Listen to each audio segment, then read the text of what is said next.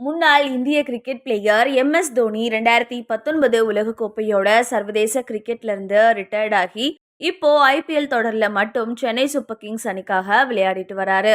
2007 T20 உலகக்கோப்பை, 2011 உலகக்கோப்பை மற்றும் 2013 சாம்பியன்ஸ் டிராபி ஆகிய 3 விதமான ஐசிசி கோப்பைகளை வின் பண்ணி ஒரே கேப்டனா சாதனை படைச்ச அவரோட தலைமையில இந்தியா 2010ல நம்பர் 1 டெஸ்ட் அணியாவும் முன்னேறி சாதனை படைச்சது. மேலும் ஹிஸ்டரியில மிகச்சிறந்த விக்கெட் கீப்பரா போற்றப்படுற அவரு மிடில் ஆர்டர்ல நங்கூரமா நின்று நிறைய வெற்றிகளை பெற்றுக் கொடுத்த பினிஷராவும் ரசிகர்களால பாராட்டப்படுகிறாரு. முன்னதா 2004ல சர்வதேச கிரிக்கெட்ல அறிமுகமான தோனி நீளமான முடியோட கொண்டிருந்த ஹேர் ஸ்டைல் ரசிகர்கள் கிட்ட மிகவும் புகழ் பெற்றது.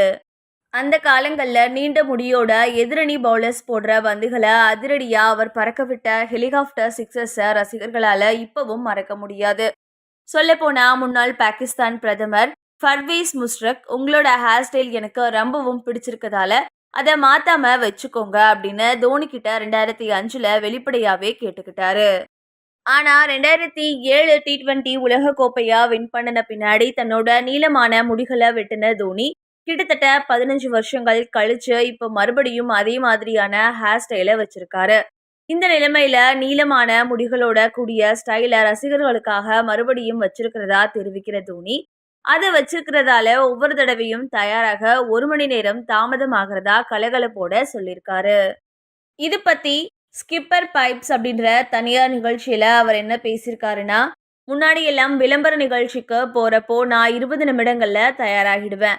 மேக்கப் அண்ட் ஹேர் ஸ்டைல் எல்லாத்தையும் சேர்த்து 20 நிமிஷத்துல சரி செஞ்சு தயாராகிடுவேன். ஆனா இப்போ எனக்கு 1 மணி நேரம் 5 நிமிஷங்கள் தேவைப்படுது. அதனால முடிய அலங்காரம் செய்யறதுக்காக நாற்காலியில ரொம்ப நேரம் உட்கார்ந்துருக்கிறது அலுப்பு தட்டுது. ஆனா என்னோட ரசிகர்கள் இந்த புதிய ஹேர் ஸ்டைலை விரும்புறதால நான் அதை ஃபாலோ பண்ணிட்டு வர்றேன். அவங்க விரும்புறதால இதை நான் இன்னும் சில காலங்கள் தொடர போறேன். ஆனா அதை பராமரிக்கிறது கஷ்டமா இருக்கு. அதனால ஒரு நாள் இது போதும் அப்படின்னு நினைச்சிட்டு மறுபடியும் எல்லாத்தையும் கட் பண்ணிடுவேன் அப்படின்னு சொல்லியிருந்தாரு.